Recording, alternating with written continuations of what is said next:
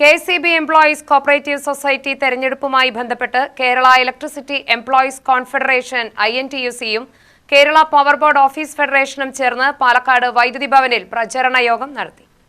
June 23-ന് നടക്കുന്ന തെരഞ്ഞെടുപ്പിന് മുന്നോടിയായാണ് പ്രചാരണം സംഘടിപ്പിച്ചത്. DCC president A. തങ്കപ്പൻ ഉദ്ഘാടനം ചെയ്തു. നിങ്ങൾക്കൊരു കാര്യമുണ്ട്, കയറിക്കോളൂ. കോയമ്പത്തൂർക്കല്ലേ, അവിടെ പോയി ശരവണമായി പോയിട്ട് 2 ഇഡ്ഡലിയൊക്കെ കഴിച്ച് തിരിച്ച് കയറി ഇങ്ങോട്ട് വരാം. അപ്പോൾ അത് നമ്മൾ വണ്ടി കയറ്റി വിട്ടില്ല പറയാണ്. ഗോവിന്ദ മാഷിന്റെ കേരളയിൽ വരുന്നു എന്ന് സ്വപ്നം കാണുന്ന പോലെയല്ല. നമുക്ക് കറക്റ്റായിട്ട് അങ്ങനെ നമ്മൾ ഈ പറയുന്ന വാഗ്ദാനങ്ങൾ നടപ്പിലാക്കി ആദ്യത്തെ ചെയ്തു. ഇന്ന് അതുപോലെ 25 ലക്ഷത്തിന്റെ ഇൻഷുറൻസിന്റെ ഇന്ന് പ്രഖ്യാപിച്ചിട്ടുണ്ട്. ഞാൻ ഇതിന്റെ മുൻപ് സുമേഷ് ചിറ്റൂരുടെ MLA ആണ്. ഞാൻ MR മത്സരിച്ച ആളാണ്.